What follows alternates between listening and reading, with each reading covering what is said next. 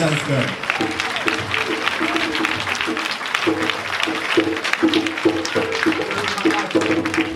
My official first Hidden Science Academy event. We came to a free lecture, but this is the first time we're going to take it in, so I'm going to bless the place with a little bit of that, but blessings. Alright, so as this lecture is going to be based on science, I'm going to start by talking about what science really is. So when we talk about science, science is basically based off of observation. So every time someone says something is scientific, you have to start with a theory. When they start with that theory, it's basically their opinion. So I've written on the board here, what's more important, the truth or your opinion? It always starts with your opinion, because sometimes you don't know the truth. So the theory is your opinion. You believe something. Then you use the theory to make a prediction, design an experiment to test the prediction, then perform the experiment, and then observe the results. And then if the results match your opinion, then that strengthens your theory. If the results doesn't match your opinion, then that weakens your theory. You might have to change your theory. Does that make sense? All right. So we're going to be doing a lot of scientific experiments today. We're going to be making sure we observe things with regards to black music and us as black people. All right. So here's the first experiment. All right. We're going to do a social experiment with black people and see how they react to drums. Ready?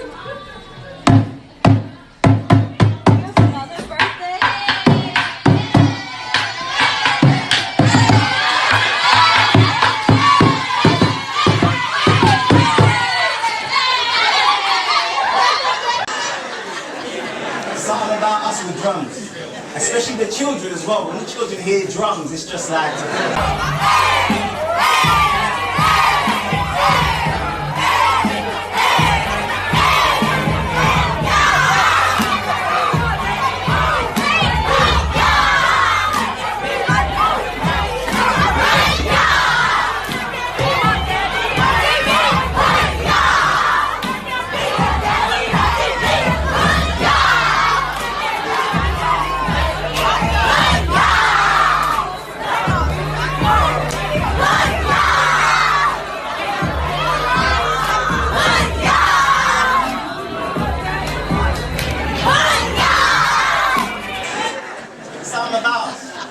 drums, whether we're listening to it or playing it.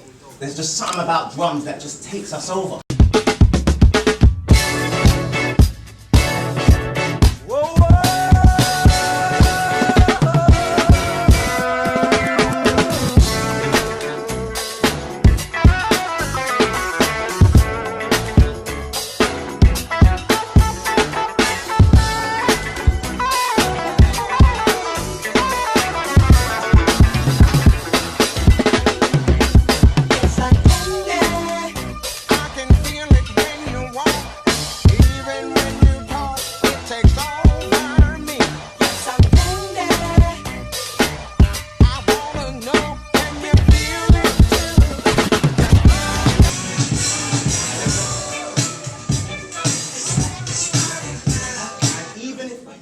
Have drums around us, we're gonna bang on something. It doesn't matter what's around us, we have to play drums.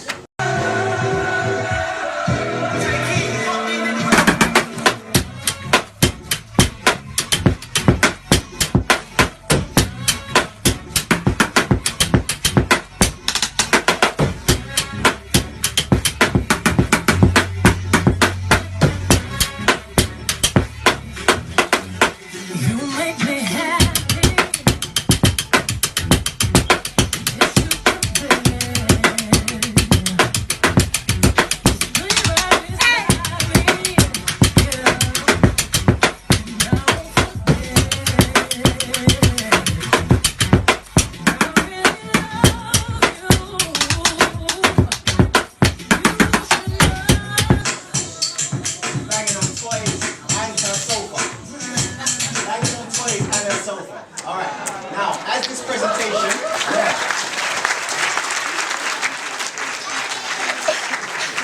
Alright, so we're just observing stuff. So we're observing that there's something with black people and drums. What is it about the drum that just resonates with us so much? Alright, now as this presentation will focus heavily on the science of music, it makes sense to start with a definition of science that is easy to understand.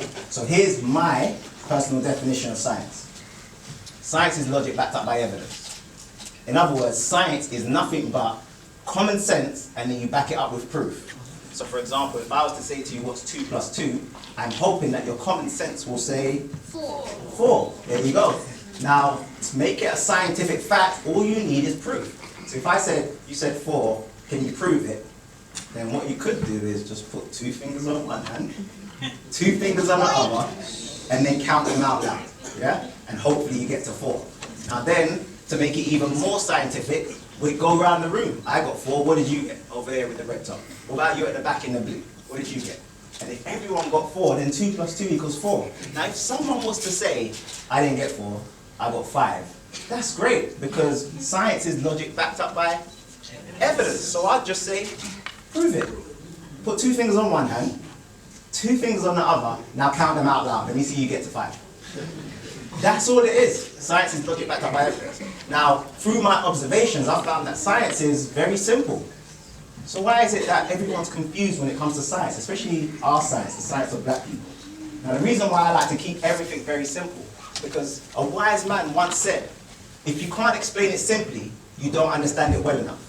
That was arguably one of the greatest scientists of all time, Albert Einstein. And that is his famous quote. If you can't explain it simply, you don't understand it well enough. Now, I agree with this, but I'll take it one step further.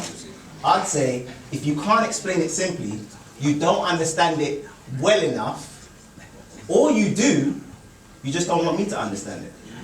So you teach it to me in a confusing way, in a complex way, so I don't get it. Yeah? But keep that in mind as we go along. Okay. So I'm not allowed to turn this way. All right. So we have to keep things super simple. So Albert Einstein said, if you can't explain it simply, you don't understand it well enough. So he's a wise man. But a wise man also once said, boom! 2 plus 2 is 4, minus 1 makes 3, quick maths.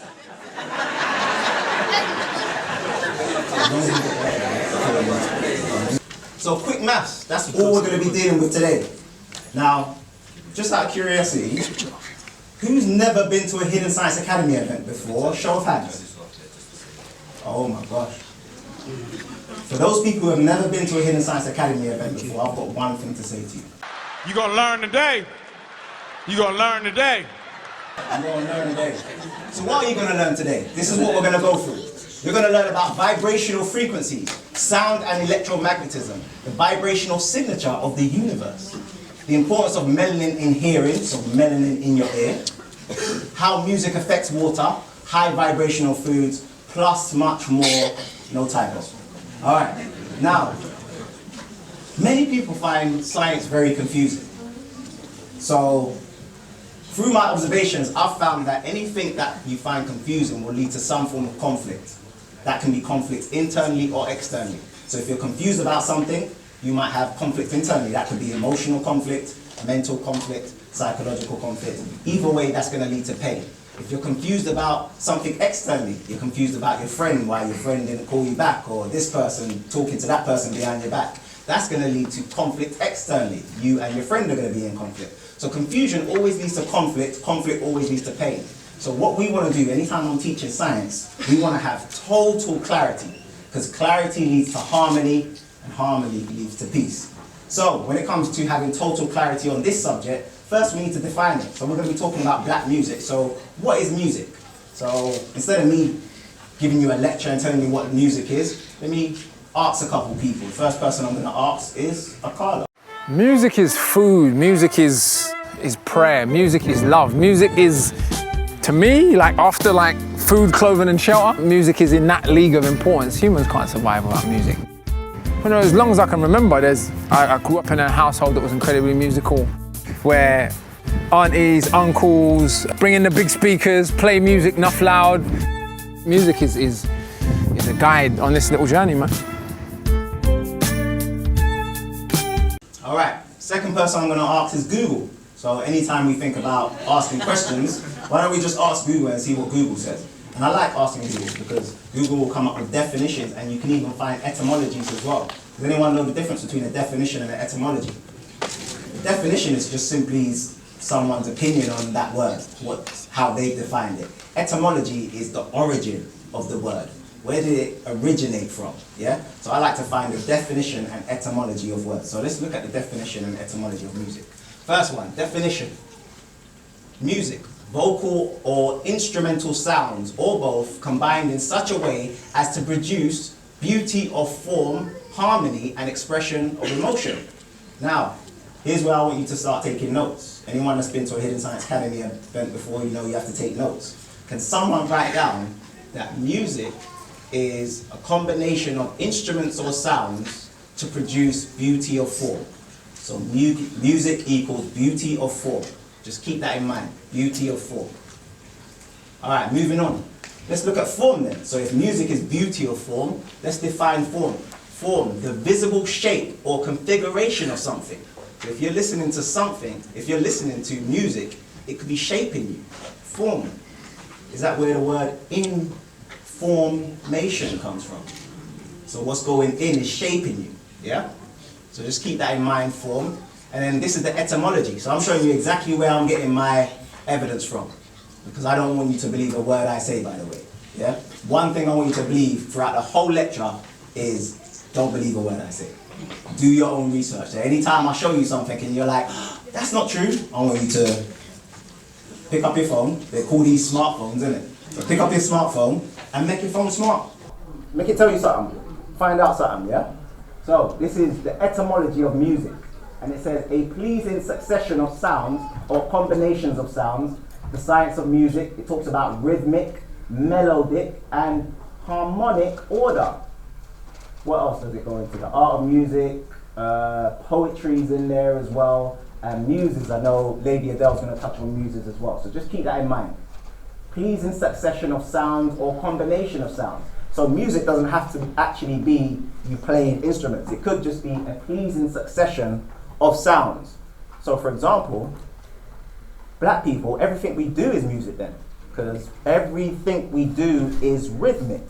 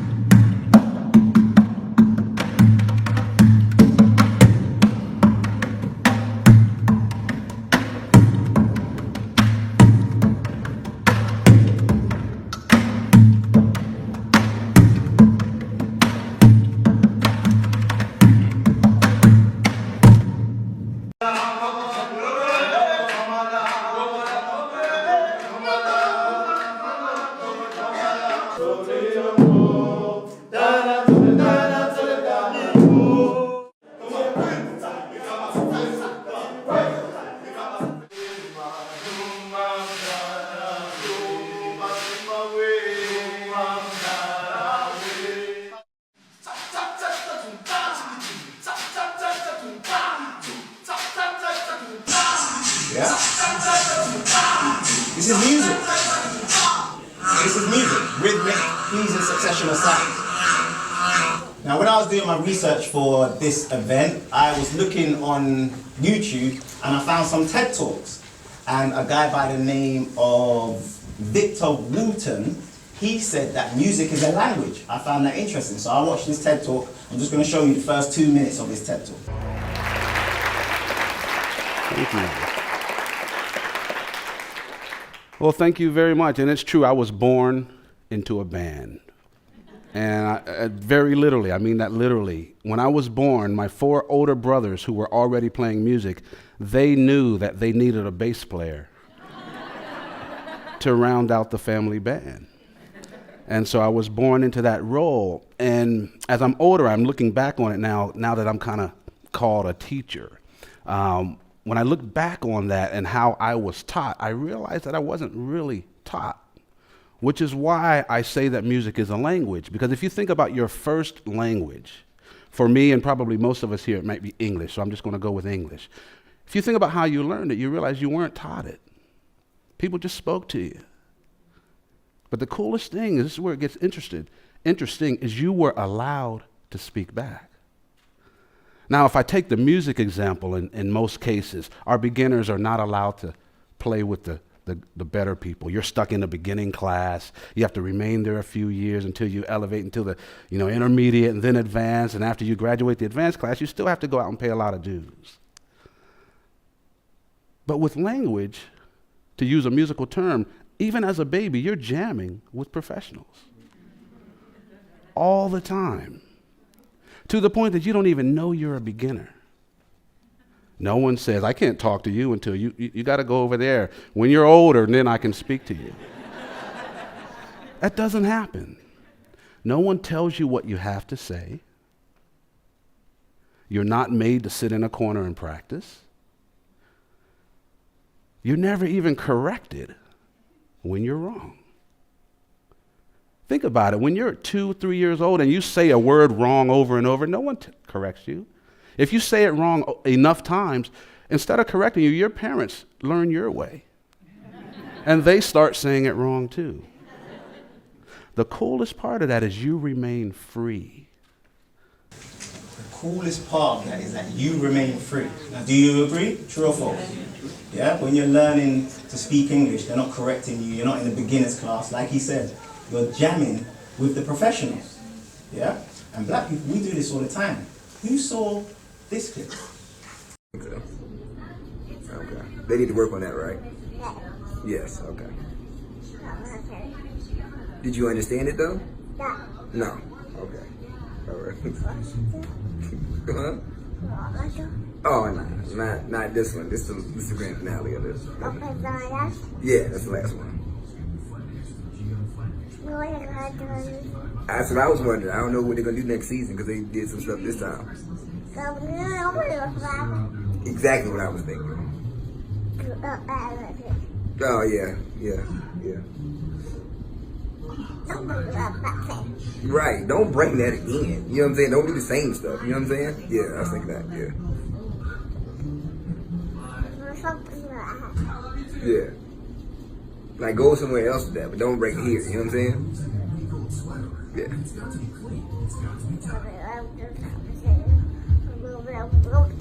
That's what I said. And then it was like, you know what I'm saying? And I was like, what in the world? But don't do that here. You know what I'm saying? Yeah.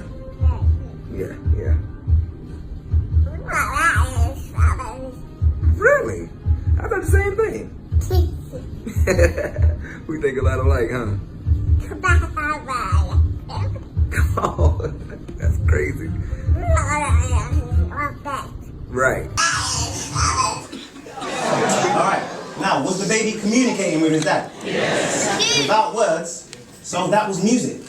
We were communicating. This is what we do naturally. We communicate without music. We just went through the definition. It's a succession of sounds done in a rhythmic way. So the baby was communicating with his dad. Yeah?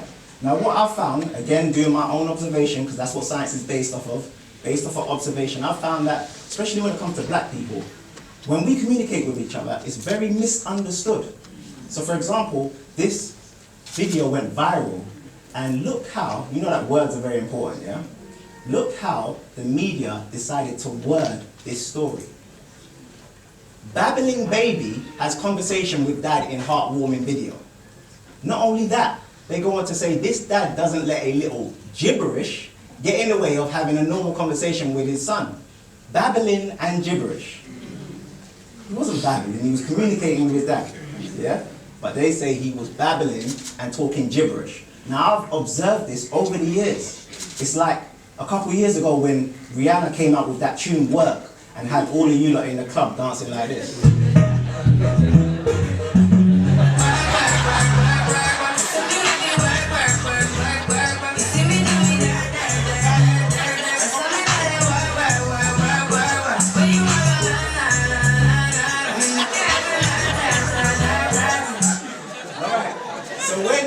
Rihanna and Drake came out with that tune. And I ain't gonna lie, I didn't know what they were saying.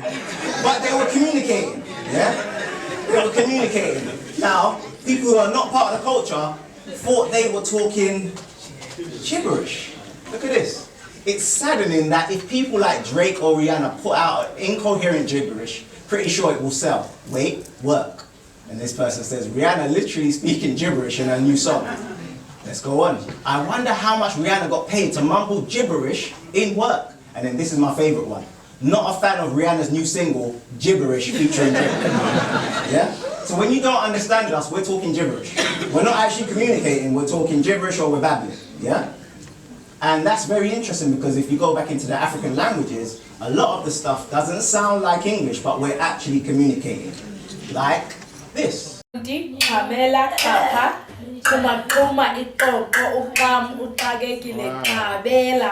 Those are all the words with an X.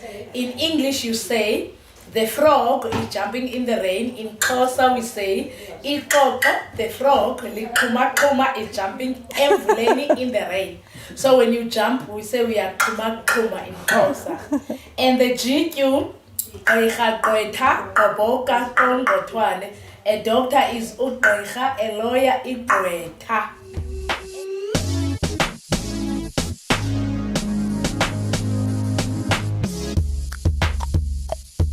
In the rain. Listen to her laugh. So when you jump, we say we are kuma in Xhosa. And the GQ, a doctor is ugqirha, a lawyer is igqwetha. And this is just to show you that where the influence comes from. Look at this.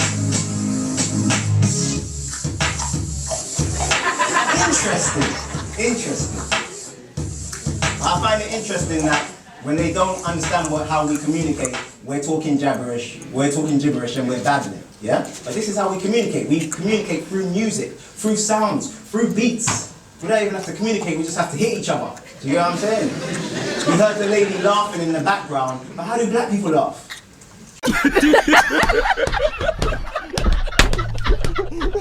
Shout the season, We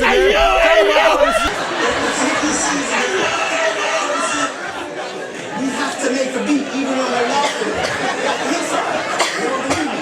Again, remember, science is based off of observation, so we're looking at experiments. Check out this experiment. And then the Fruit Loops was square. There are many different types of African American laughs.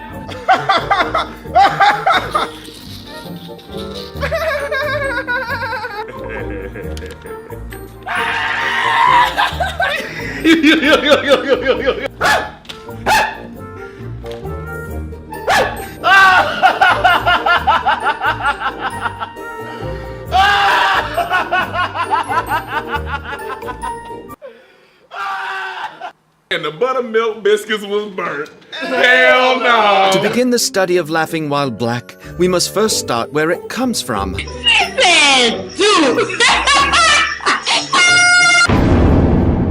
The mouth. Studies clearly show that black people open their mouths more, which physically creates more room for sound. Sounds don't only come from the mouth, though. Use of the hands is very important to do if you're laughing while black. When African Americans clap, it's a warning sign that, hey, my tribe is here. We're enjoying ourselves. You should move along. But don't be fooled. Blacks love to slap things, people, and basically any object in near proximity when laughing. While most races establish closeness with laughter, black men are known to create distance between each other. Hey, y'all, come look at this. Astonishing. This is us. This is how we communicate. Through sounds. It doesn't have to be through words. It's through sound. That's how we communicate. Yeah? As black people, we don't need words. We communicate through sound. Now, with that being said, at the beginning I asked, what's the best way to hide the truth? And you guys said, in plain sight. Now, I'll let you into a little secret. When it comes to science, the way they hide the truth is in the language. That's the way they hide the truth with regards to science in the language. That's the reason why all of the science books, the law books, and the medicine books, they're written in Latin. Who speaks Latin? No one speaks Latin. But that's the easiest way to hide the truth. Put it in Latin, put it in the words. So that means if you want to understand science, you need to break down the words. So let's break down some more words. Sound. Definition, I'm showing you exactly where I'm getting it from. Vibrations that travel through the air or another medium and can be heard when they reach a person's or animal's ear. Sound produced by continuous and regular vibration. So vibration was mentioned twice, so let's look at vibrations. Vibration, an instance of vibrating or a person's emotional state, the atmosphere of a place or the associations of an object. Yeah? So vibrations is not just, vibrating, it's the person's emotional state or the atmosphere of the place. Yeah? So when someone has a bad vibe about them, it's because of their emotional state. They're actually releasing some form of frequency. Yeah? All right, that's the definition of vibration. What about the etymology of vibration? I found this very interesting. So remember, etymology means the origin of the word. So this comes from 1650s, from Latin, there you go again, vibrationem, a shaking or brandishing, and then it goes on to say a tremulous motion, or PIE, again this is the way they confuse us, so we need to break down the words. PIE stands for Proto-Indo-European root, and the Proto-Indo-European root is to turn or vacillate. Now again, when you're at a Hidden Science Academy event, you have to make notes, so can someone make a note of that? Vibration means to turn. Someone make a note of that. Vibration, or to vibrate, means to turn. And then the last one, did you know this? Vibration meaning intuitive signal about a person or thing. Vibration, an intuitive signal about a person or thing. So have you ever met someone and off the bat you don't like them? Yes. I don't like that person. Because of their intuitive signal. Because of their vibe. Yeah? Now why are we going on about vibration? Well, one of the greatest scientists of all time, Nikola Tesla, said if you wish to understand the universe, think in terms of energy, frequency, and vibration. Yeah, that is one of his most famous quotes. But Nikola Tesla also said, our entire biological system, the brain and the earth itself, work on the same frequencies. And those frequencies can all be seen here on the electromagnetic spectrum. Yeah? So everything that we know about frequencies and vibration appear on this spectrum according to man up to this point. So maybe things will change in 100 or 1,000 years. But this is what we know about the universe. These are all the vibrations. Now, as you can see, there's cosmic rays, and all the way at the other end you have radio waves and that sort of stuff. If you look at the wavelength, there's the wavelength there. If the frequency is high like this, that's a shorter wavelength. These are higher frequencies. When it's more spaced out, where it's more flat, that's a longer wave. Those are the long frequencies, or the lower frequencies. So as you can see, you've got cosmic rays, those are high frequencies, gamma rays, X-rays, ultraviolet, infrared, microwaves, and it goes down. But look at this tiny section here. This tiny section is colors, and that's what they call the visible spectrum, or visible light. Now when it comes to the things that we can actually see, all we're seeing is this tiny spectrum of the electromagnetic continuum. Yeah? So think about that. If this is all the vibrations, remember this is high vibrations, this is low vibrations, and everything in between. If this is all the vibrations or frequencies in the world, and all we can see is a tiny part, can you imagine everything that we can't see? Can you imagine how much we can't see? Yeah? Now, for those of you who might have been taught this at school, you might have been taught it in a confusing way. I don't know why. But I'm going to explain this very simply by showing you your smartphone. Now, we all have smartphones. Now, if you know or have your smartphone, you know about the electromagnetic spectrum. So whatever your smartphone does, that's what you'll see on the electromagnetic spectrum. So for example, what does your smartphone do? It makes calls. Yeah? And when someone calls me, what happens to my phone? It vibrates. Anytime there's a vibration, that's going to make a sound, whether it's audible or not. Anytime there's vibration, there's sound. So your phone makes sound. So you're looking at sound waves. These are high sound waves, these are low sound waves. What else does my phone do? It lights up. So we're looking at light frequencies. This is high light frequencies, or high frequencies of light. These are low frequencies of light. The visible spectrum, these are frequencies of light. Everything that your phone does appears on the spectrum. Now, if I use my phone for too long, the back of it gets hot. So anytime you're using your phone, you're generating heat. So this is heat frequencies as well. And the last thing is, this is powered by electricity. So if you look at that word, electromagnetic, electro is the electricity. So we're looking at electricity, high electricity, low electricity. This is this. That's the electromagnetic spectrum. So anytime you have electricity, you'll have light, you'll have heat, and you'll have vibration. They are one and the same, they come together. And the last thing is magnetism. Magnets store information. So anytime you have an electric current, you need something to store the information. There's a magnetic chip in this phone that stores the information. So that is the electromagnetic spectrum. Now what's interesting about this is, if you think about vibrational frequencies, do they travel in a straight line? No, vibrational frequencies go everywhere. So if we're looking at the electromagnetic spectrum, all of the vibrations, all of the frequencies in the universe, this is confusing, looking at it as a straight line. It's more accurate looking at it like this. Wow. Yeah, this is what I'm saying. Science is amazing, yeah? So this is the electromagnetic spectrum. All the frequencies just vibrate and go everywhere, yeah? And look again, look at the small part which is visible, which we see. Human beings with our human eyes, that's what we see. But as you can see, all the other frequencies are what color? Black. And not dark, because dark is the absence of light. Black is the absorption of all light, yeah? Now if the sun is somewhere over here, and we're outside of the earth, then surely there's light, because the sun is still there. So we can't say that outside of the earth is darkness. That doesn't make sense. Outside of the earth is blackness. It's the absorption of light, yeah? And when we talk about the universe, if you talk about the vibrational etymology, someone wrote it down. What does the etymology of vibration mean? An intuitive signal, yeah? It's like their signature. Well, if you looked at the universe looks like this. It's like a spiral, yeah? Look at this. Now, talk about intuitive signal. It's like the universe wants to put a stamp on things that it creates. You know, like when you was at school and you wanted to just write on the desk, or was that just me?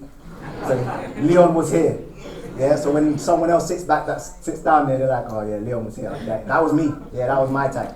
People who had tags, people who did graffiti, they'd always put their tag. This is like the universe's tag, or the universe's logo. Everyone knows Nike's logo is the tick, yeah. This is like the universe's logo. It's everywhere. This spiral in motion. You see it pretty much everywhere, even in water, yeah? So like Nike's got its logo. This is the universe's logo, the universe's signature, everywhere you see it, even in your DNA, that spiral in motion, yeah? Everywhere you see it. And some people will say that's a 9, the shape of a 9, can you see that? Yeah, so that 9 shape, some people might say 9 ether, that shape. But this is it. This is like a tag. This is like the vibrational signature of the universe, to the point where you know, oh yeah, that's the universe. You know, like when you was listening to music back in the day and you heard a Neptune's beat, and you heard that sound in the Neptune's beat. But I never let you down, get you bling like the Neptune sound. Okay. That was the vibrational signature of Neptune's. You didn't have to look at the credits on the vinyl and say, oh yeah, this is Neptune. You knew when you heard the tune, this is a Neptune's beat, yeah? The vibrational signature of Neptune's. What about, let me see if there's any hip hop heads in there. What about Just Blaze? How did you know Just Blaze produced the track? Just Blaze, yeah? That was his tag. He has to put his tag in the music. When Just Blaze produced a beat, I'll be listening to the vinyl, and at some point in the vinyl, you'll hear Just Blaze. That's how you know it's Just Blaze. Well, this is how you know it's the universe, yeah? Speaking of vinyl, even when we're playing music, it's in a spiral in motion. Where else can we see it? Oh, I don't know, your fingertip, yeah? That's how they look at weather forecasts, even in your hair, yeah? Speaking of hair, and we're talking about 9 ether, the more coily your hair, let me see if I can do a demonstration.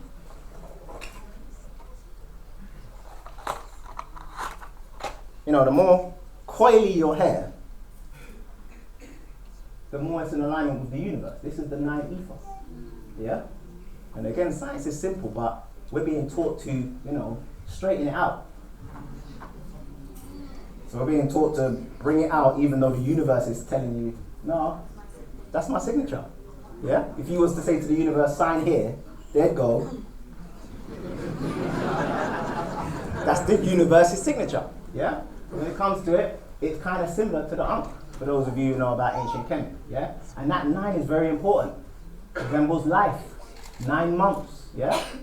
That 9 is going to be very important as we continue. All right? 9, very, very important. Now, let's just remember, when it comes back to the universe is shaped like a spiral. Yeah? And when we look at the light, that part that we see is the only part that we're taking in visually. But there's so much that we don't see. Therefore, if there's so much that we don't see, there's so much that we don't hear. Yeah? But this is the universe. And again, the way they hide the information is through the word. So let's just break down the word universe.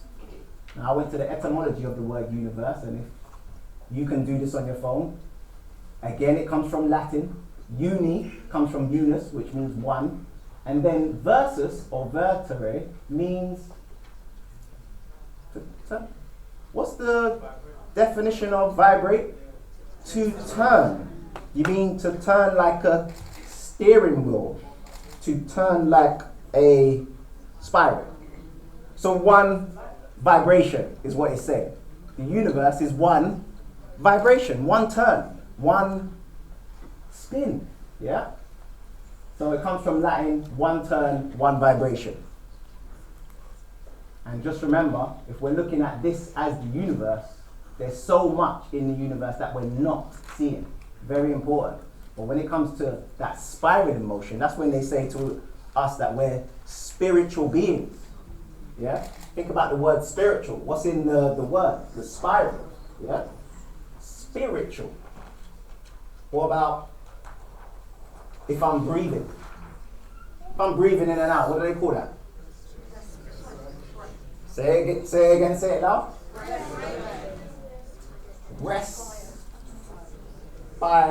Respiration. So there goes that universal signature again. That spiral. Yeah? What about if my skin wants to breathe? My skin wants to open up the pores. They call it perspiration. What if something resonates with you today? You know, inside of your soul.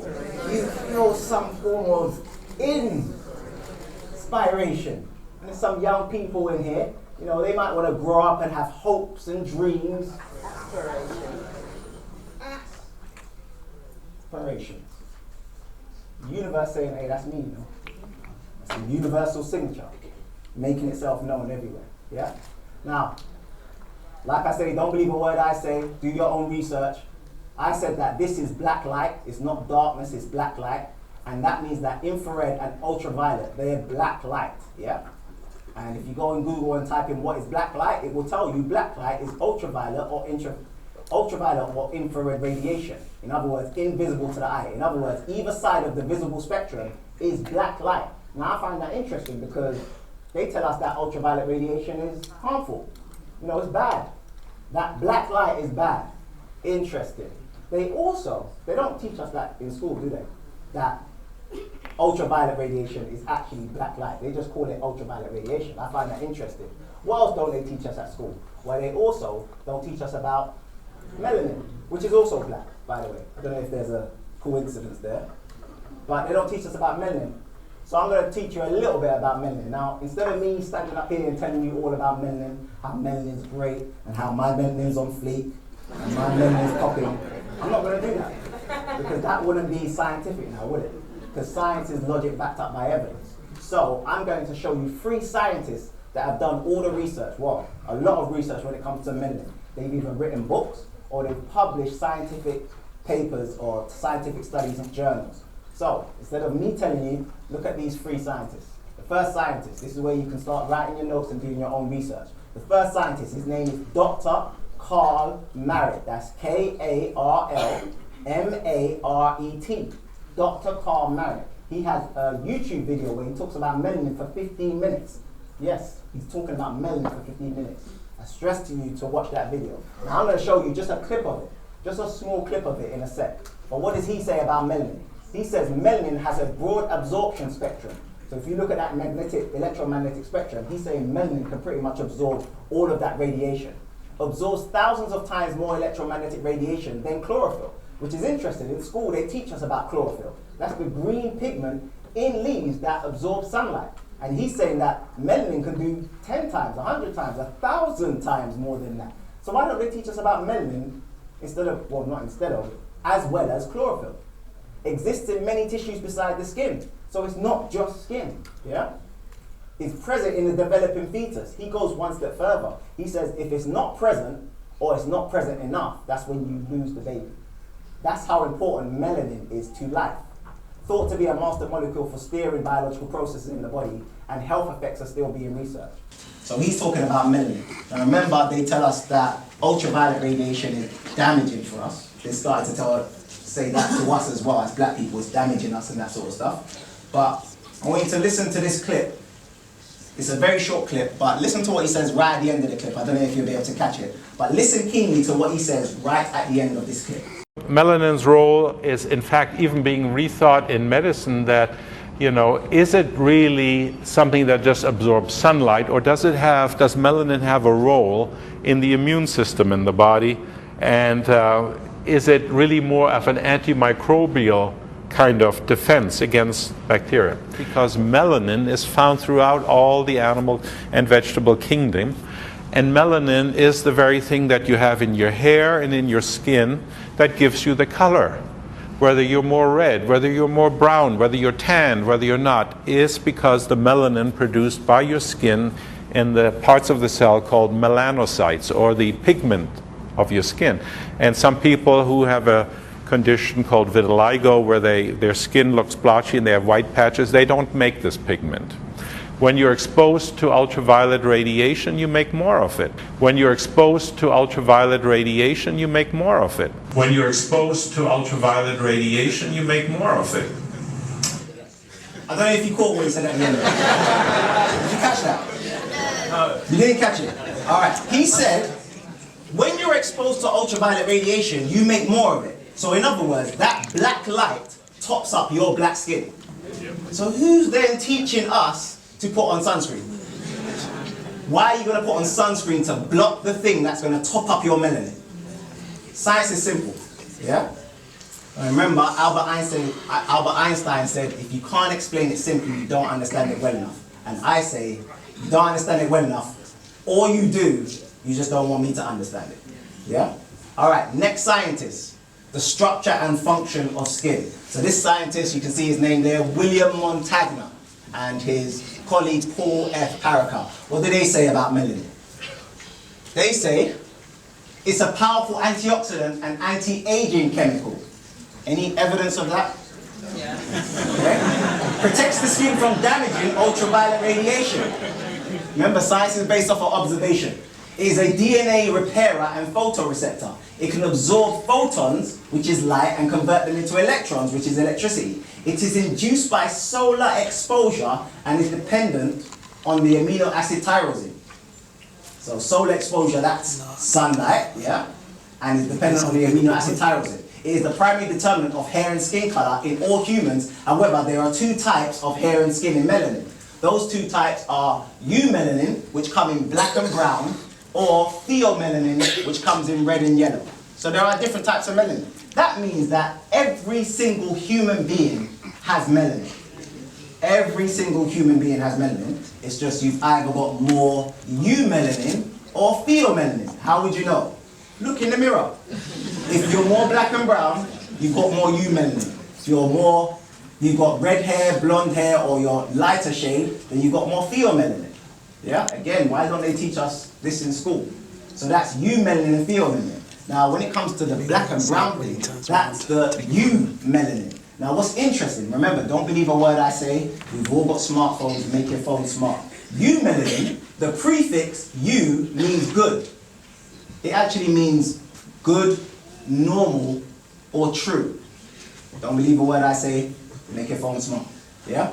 So eumelanin means good, normal or true melanin. Yeah? And then mela means black. And in numerology, nin, N-I-N, represents the number 9. Where have I heard the number 9 again? What's that? Interesting. In ancient chematology, the number 9 symbolizes divine completeness or conveys the meaning of finality. Interesting, that nin, that number 9. So the more dark you are, that U melanin, that black and brown melanin, dark, yeah? Remember, mela means black. The nin means 9. You know, like spiral, universe. Isn't that interesting? Because it's no coincidence that, you know, women, you are feminine. So there goes that 9 again. Feminine. Yeah? Let's take it one step further. When it comes to melanin, where do most people say it's produced? A lot of our black scholars, they've said this in the past. Yeah, the pineal gland, yeah? Now, that's, scientifically, that's not entirely true. There's 2 very powerful hormones that the pineal gland produces. The first one is during the day, the second one is during the night. The first one during the day, does anyone know the name of it? It's called serotonin. And then the one at night is called melatonin. Again, that's that universe saying, hey, that's me, you know. The universe putting its tag on things, yeah? All right, last scientist. This guy is called Dr. Richard King. Let's hear what he said about melanin. He said, in his book, A Key to Freedom, he said there are 4 major broad subsections of the melanin life ocean. Cosmic melanin, that stuff we see in, you know, the universe. Planetary melanin, plant kingdom melanin, which is chlorophyll, and animal kingdom melanin, found throughout the entire body of all humans in their skin, eyes, endocrine glands, blood, heart, muscles, lungs, gastrointestinal tract, kidney, sexual organs, and the brain. Pretty much melanin is everywhere, yeah? Melanin in the brain is called neuromelanin. Within the human brainstem, there are 12 centers of black melanin, including the locus coeruleus and the substantia nigra. Look at that word, substantia nigra. What does nigra mean? Black. And substantia, substance, substantial. So there's a substance, a black substance in everyone's brain that controls the way we move and controls the way we think. That's substantia nigra. Again, don't believe a word I say. We all have smartphones. Make your phone smart. I truly believe throughout my lecture, people are going to be like, that's not true. But don't believe a word I say. These are smartphones. Make them smart. Look this stuff up. All right, last thing that Dr. Richard King says is melanin is critical to hearing. African people hear a wider range of sound than Europeans, in particular, low bass sounds. Any evidence of that? Okay, now remember, science is logic backed up by, so I need to show you some. All right, check this out. So, remember, this is not my evidence, this is evidence that I've gathered from doing my research. So, blacks hear better than whites, study shows. So this was from a couple years ago, I think it was 2006, yeah? But where did they get those studies from? Well, here's one. This is, and I'm showing you exactly where I'm getting it from so you can write it down and do your own research. These are scientific papers, scientific studies that have been published. Distribution of melanocytes, that those things produce melanin. Distribution of melanocytes in the human cochlea. The cochlea is the inner part of the ear. So we're talking about the inner ear now, yeah? And instead of me reading all of that, let me just get to this point. In this important report, African Americans, which they put AA, individuals had higher cochlear melanin levels compared to Caucasian individuals, and these results are hypothesized to account for decreased rates in some disease where you can't hear. Yeah? Next one. Remember, they tried to confuse us. Moving on. They tried to confuse us with the words, that's what I'm saying. Racial difference in cochlear pigmentation as associated with hearing loss. Again, these are all the scientific papers, and the conclusion, melanin pigmentation is significantly more abundant in African American cochlea. So we're talking about this thing called cochlea, which is in the inner ear. All right, last one. It doesn't matter how many scientific studies I find, they say the same thing. Sound needs sound melanocytes to be heard. That means that in order for you to hear, you need melanin in your ear. In order for you to hear, you need melanin in your ear. So if the melanin in your ear starts to fade, you'll start to lose your hearing. Now, all of these studies talk about the cochlea or cochlea, yeah, which is in the inner ear. So let's look at the anatomy of the ear so we can look at that cochlea, yeah? All right, so here's your ear, the sound comes in, goes through, hits your eardrum, yeah? And then that eardrum gets picked up, that vibration gets picked up by the cochlea. This is the cochlea here. Now, instead of me saying anything, before I say anything scientific about the cochlea, before I mention anything about the cochlea, what do you notice about its shape? There is the universe again. You can't make this stuff up. So let's look inside or closer to the cochlea. Now before we do that, look at this thing called the stapes. It's just right outside the cochlea. Stape, and there's the cochlea. So let's look closer. So, high frequency sounds. You know they're high frequencies because they come up like this. Up and down, up and down, up and down. Yeah? The low frequency sounds, they're less frequent. Yeah? The up and down is less frequent. So high frequency sound wave, high pitched sound, it goes through the cochlea. Same with low pitch sound. They go through the cochlea, they have to go round the spiral, round the turn, you know, the universal signature. They have to go all the way around, and then they send an electrical impulse to the brain through the auditory nerve. So this is how it looks, yeah? But what I found very interesting is what part of the cochlea picks up the low and high frequencies. So remember, high frequencies, low frequencies. Look at this. Higher frequencies or high-pitched sounds stimulate hair cells near the stapes. So look at the high-frequency sounds. Look where they stop. You see that? That's the stape there. The high-frequency sounds don't go all the way in to the inner ear. The high-frequency sounds stop there. The low-frequency sounds, can you see that? It's going all the way in. It penetrates all the, in other words, it starts here and goes all the way round the cochlea and goes all the way to the inner ear. Now me, I'm a very intuitive person, so I started putting 2 and 2 together. I was like, okay, if blacks can hear better, that's because of low-pitched sounds. So what sort of low-pitched sounds resonate with black people? Yes. I'm trying to think, like, what sort of low-pitch? I'm trying to put 2 and 2 together, like, low-pitched sounds in black people. I'm trying to think, what low-pitch?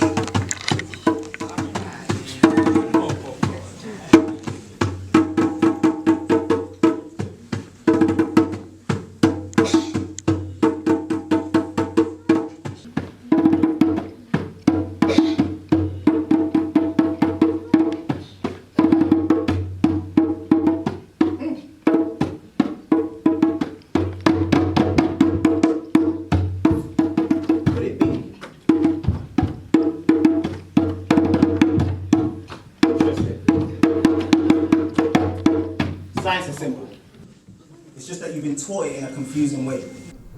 And there's only one of 2 reasons why. Either the person teaching you science didn't understand the subject well enough,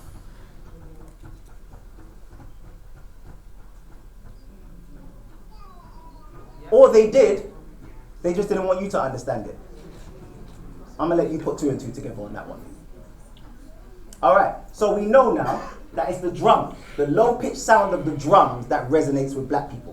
That goes all the way around the universe, the 9, the vibrational signature, and goes in all the way into the ear, the drums. So we know that now. But we knew that before we came here. I just showed you the science behind it. It's drums. But it's not just drums, is it? It's drums and bass. Drums and bass. Wait a minute, where have I heard that before? You know what's interesting? Again, words are powerful. When we, black people, started to jump on drum and bass, that genre, and we started to put our musical influences in it, like reggae and dancehall, you know they changed the name of the genre? They changed it to jungle. You know, that gibberish, that babbling music. Jungle. Why not call it drum and bass? No, it's jungle. Changed it to jungle. Words are powerful. But this is what we need to understand about ourselves. It's that low frequency. It goes round the spiral, right into the ear, and resonates with us. Those drums, that drum pattern, preferably an African drum pattern, and then a low bass line as well. Now, when you put those 2 together, it does something to us. It doesn't matter what you're doing, and you get that African drum pattern going with a low bass. It doesn't matter what you're doing, you just want to move. You could be on stage doing a performance, and 2s, 2s.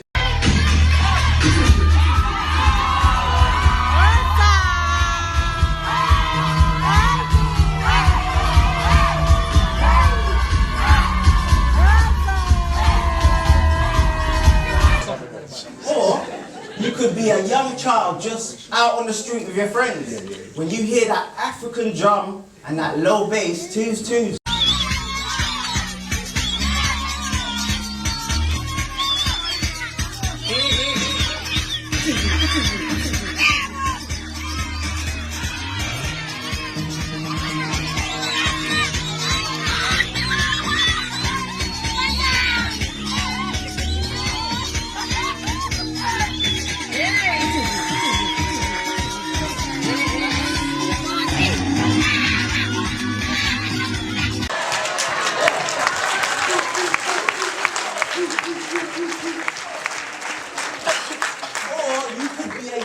Just sitting in her dad's car trying to do your homework. Like twos, twos.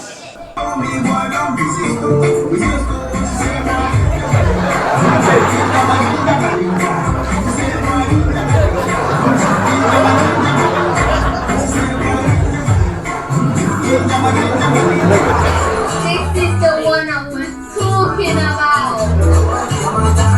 1, 2, 3, let's go.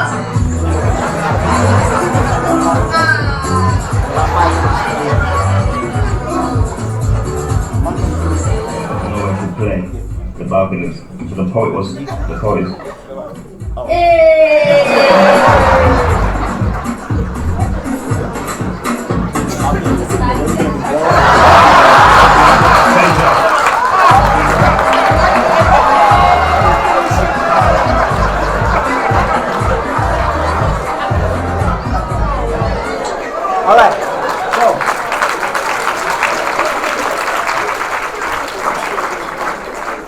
So we knew this before we came. We knew it was the drums and it was the bass. But I've just shown you the science behind it, the cochlea, the universal signature, the 9, the spiral. So now you know the science behind it. But we knew that before. We knew with black people it's drums and it's bass. That's the combination, drums and bass. Now here's a question. Is it just us? Do the drums and bass just resonate with us, or does it resonate with everyone? Because that's where the stereotype white people can't dance comes from. Remember? Yeah? Now, by the way, I don't believe that. No, I don't believe that's true. That's a stereotype. It's a myth, because science is logic backed up by evidence. I don't believe that's true. What I do believe, though, is that they respond to different frequencies than us. Now, in order for me to illustrate my point, I'll have to show you an experiment. Now, who better to explain the experiment other than Dave Chappelle? You know, all my life I've heard that white people can't dance. I don't believe it. I don't think it's so much that white people can't dance, it's just that they like certain musical instruments. That instrument, my friends, is electric guitar. It speaks directly to the soul of the white person. They find it irresistible. Now with me, as you can see, is my good friend John Mayer. All right. And we're going to test this theory this afternoon. You ready? I'm ready. Let's do it. Let's go. It's my personal theory that when white people hear electric guitar, they cannot resist the urge to dance, no matter where they are. And me and John went to different locations and put this theory to the test.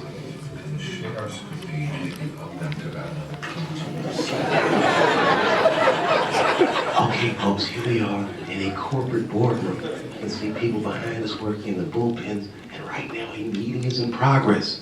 We want to see what happens when you play electric guitar in the most professional of settings. Ready, John? Okay, cool. Go, go.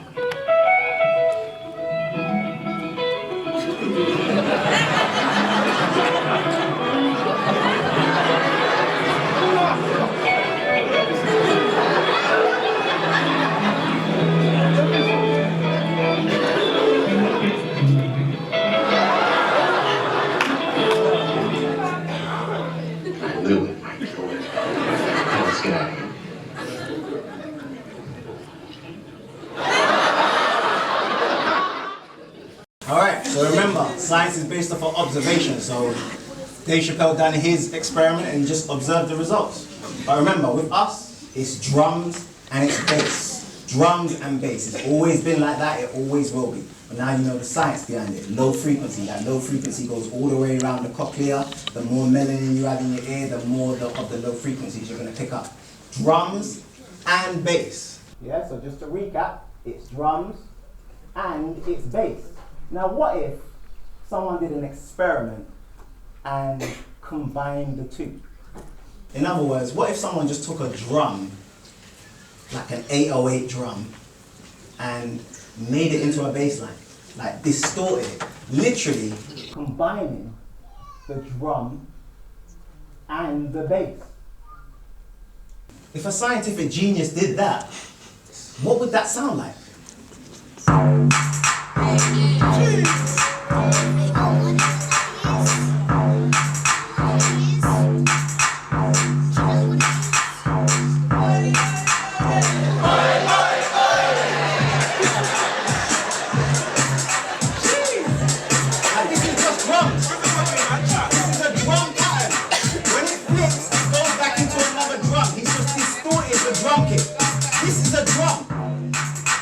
That's a drum.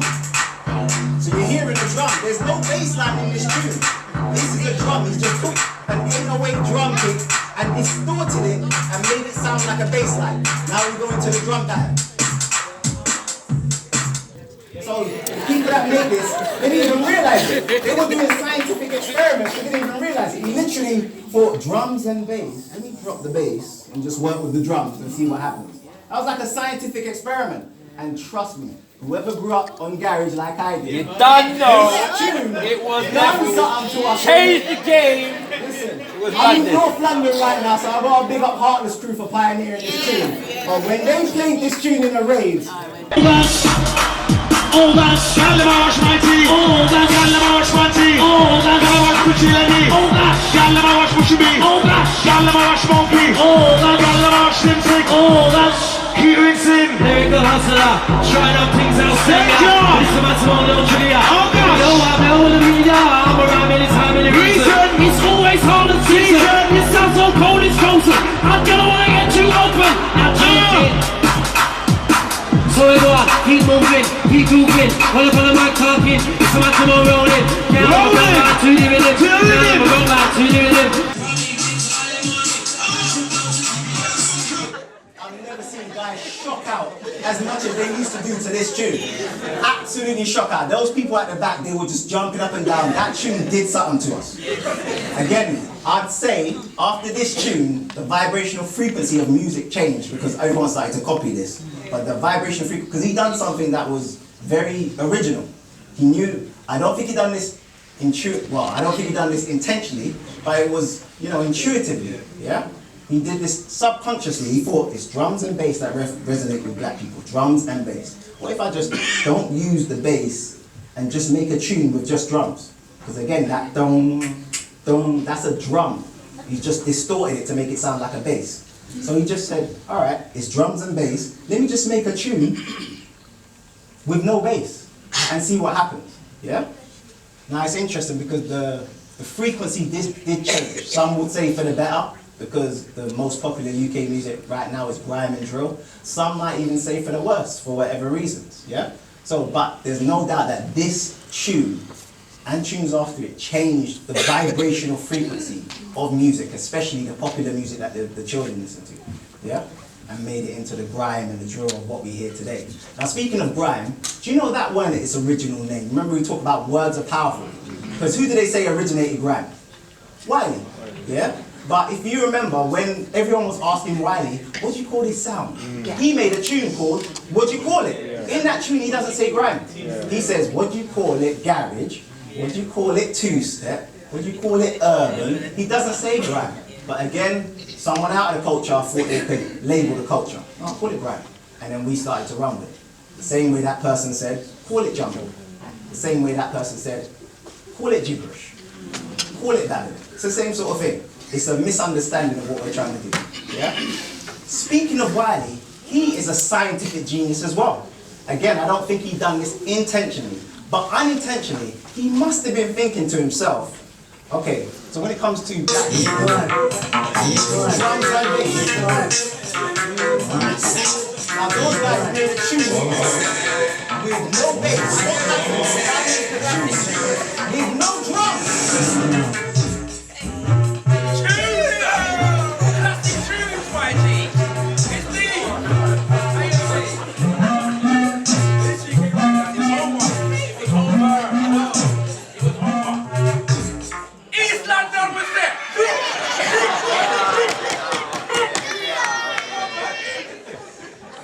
So look at that. One of them made a tune and dropped the bass. Wiley made a tune and dropped the drums. Either way, they both work with us. But it did change the frequency and vibration of the music. Now, the frequency and vibration is very important. And I'm going to show you a short clip of why. Secrets of frequency and vibration. Listen to this. The secrets of frequency and vibration. The one thing we all have in common is music. Music is the universal language bridging all cultures. But why? There is a special connection we as humans have with sounds put in rhythmic patterns. We connect with it instantly.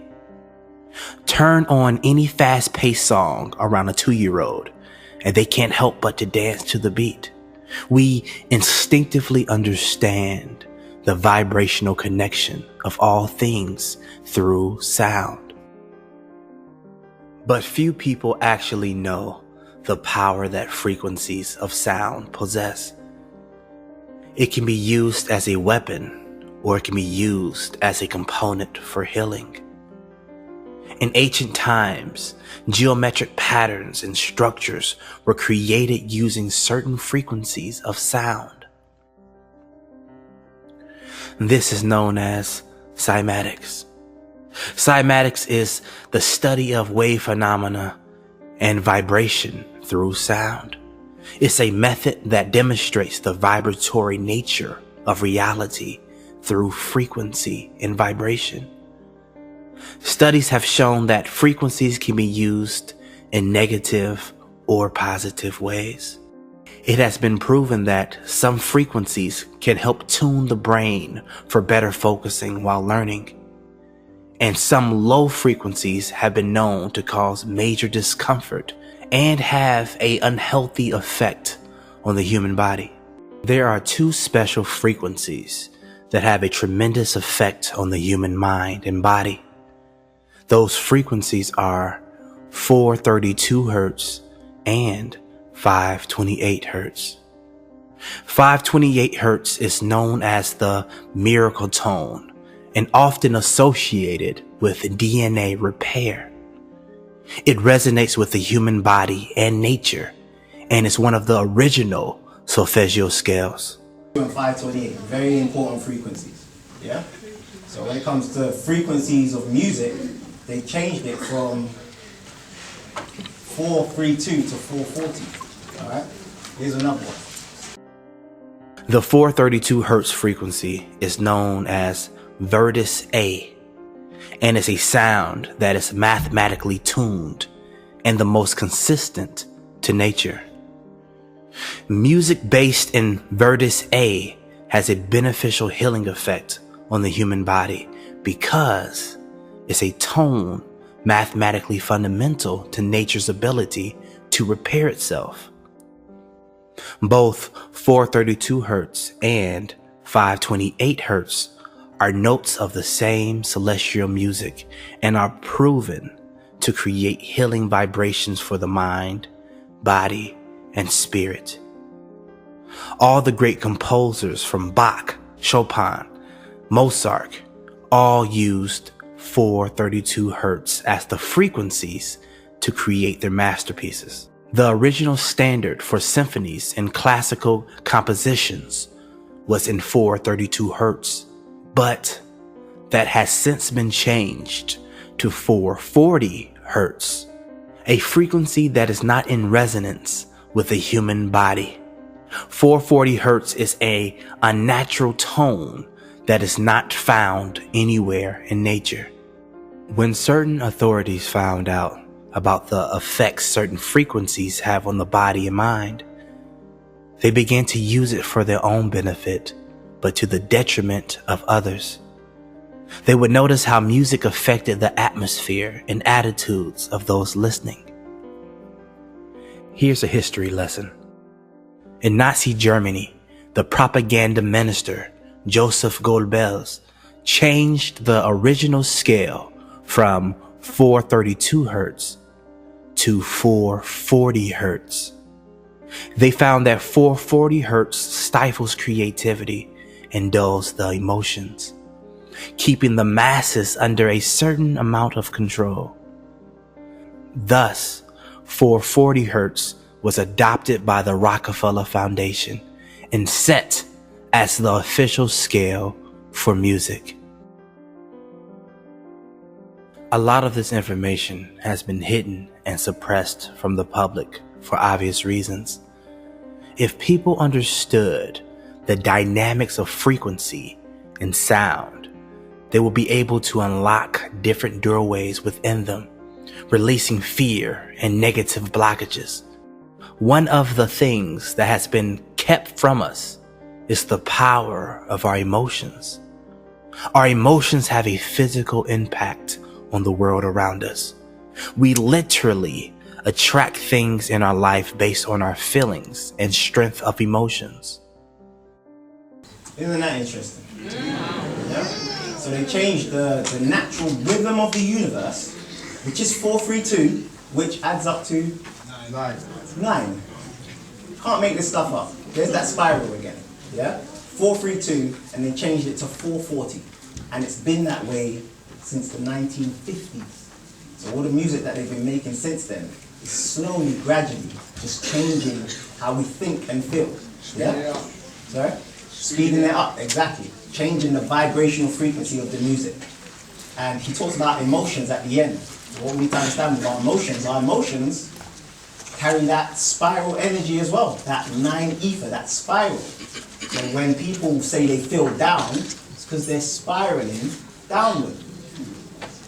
They're spiraling downward. When people feel upliftment, that's why it's called upliftment. You spiral upwards. So when people are feeling depressed, look at all of these emotions: fear, grief, depression, jealousy, anger, revenge. It's because you're spiraling downwards. So we need to try and do this a lot more often. Enthusiasm, passion, joy, knowledge, empowerment, love, freedom. Very important for us to get into that sort of vibrational frequency. And not only us, if we do this, we start to vibrate in alignment with the universe, because the universe has a music for those who listen. Remember, everything vibrates. If it vibrates, it makes a sound. Anything that's moving is vibrating. So all of this is making sounds, whether they're audible or not.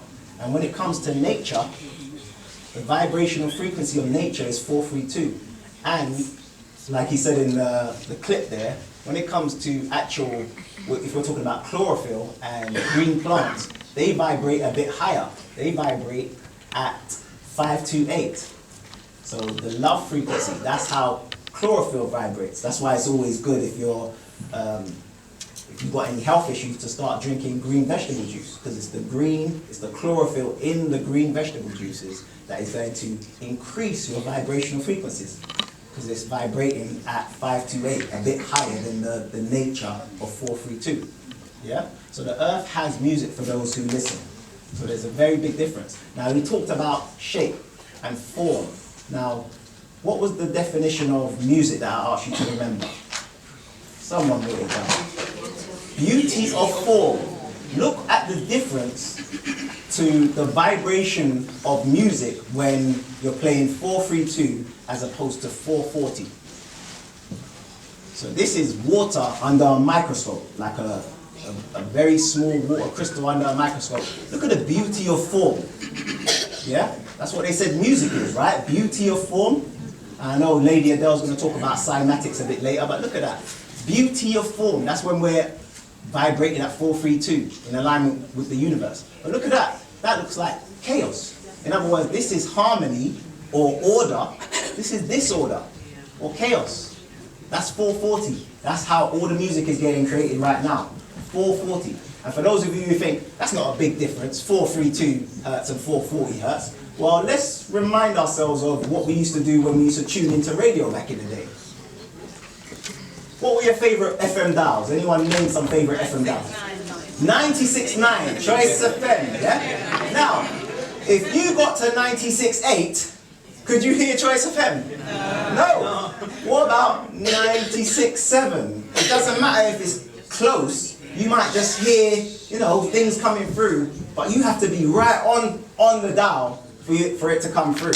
Yeah? Anyone got any other favorite FM dials that you used to listen to? Or even today, 93.8. Anyone know about Vibes? 93.8. If anyone listens to Vibes, you know if you try and listen to 93.9, you're not going to hear Vibes. 93.8, yeah? What about some of your favorite tunes then? Let's do a little experiment. Let me try and tune into something. Let me see how good your hearing is. Let me see how much melanin you got into your ear. Let me try and tune into something. Hold on a second. Let's try and tune in. See if you can hear something. Can you hear that? You can't hear it.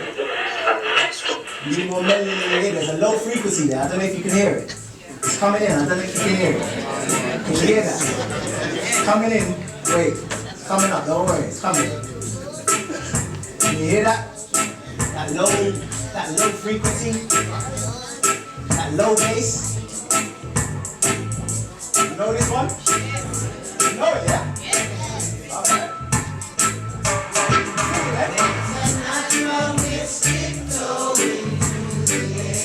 I can't hear you.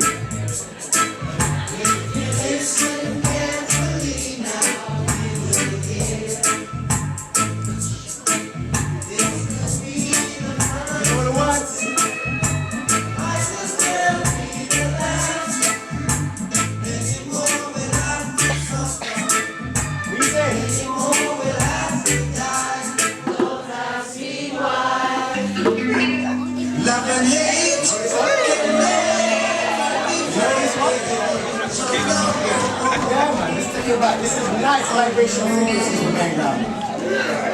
Listen.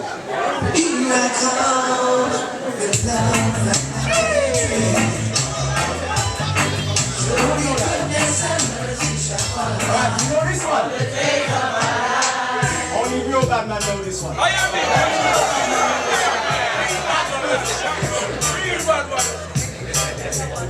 if you know this one, sing. This is for all the youngsters.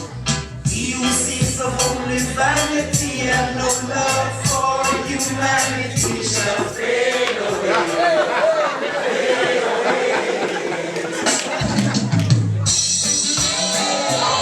Alright. Yeah. Great DJ, right? I feel good. What? When you're wrapped up in my arms. Dancing to a reggae song.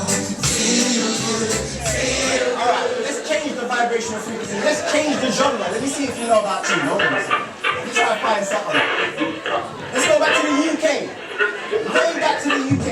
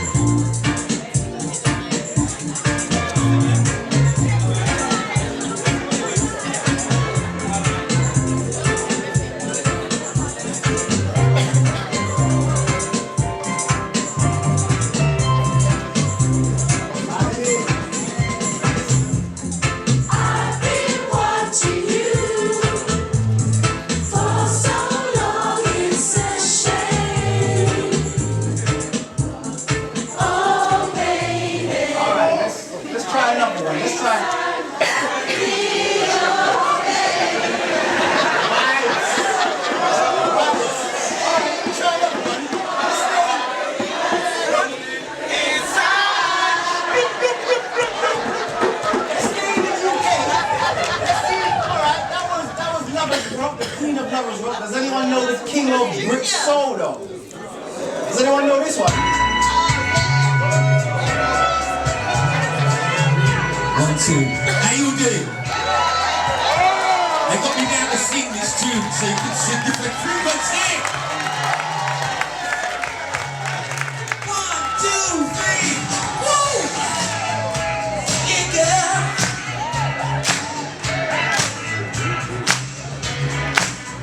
Said a small boy once asked when will I grow up? When will I see what grown-ups to see? It is fine to come of age, even acting on age.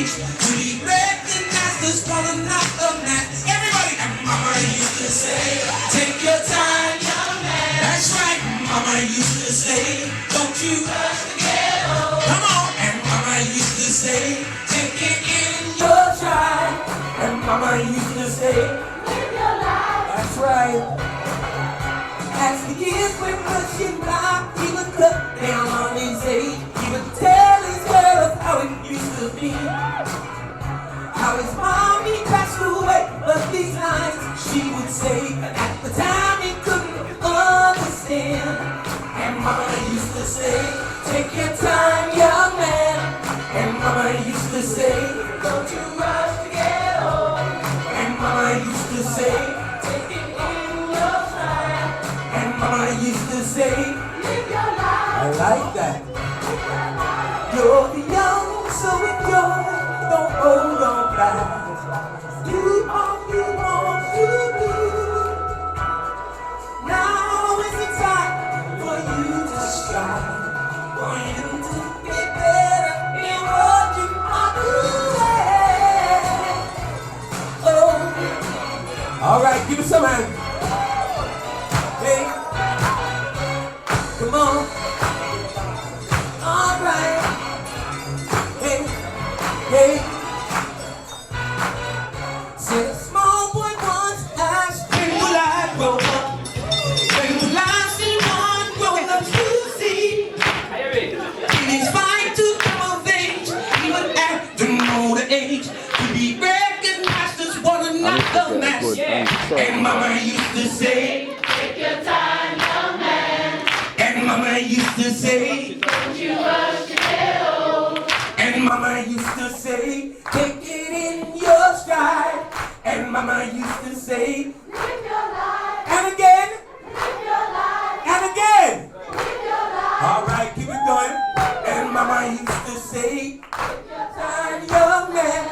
And Mama used to say, don't you rush to get old. And Mama used to say, take it in your stride. And Mama used to say, live your life. I like that. Live your life. Last time. Live your life. Thank you very much. That's it. Round of applause for Judy Disco. Artistic and Marco.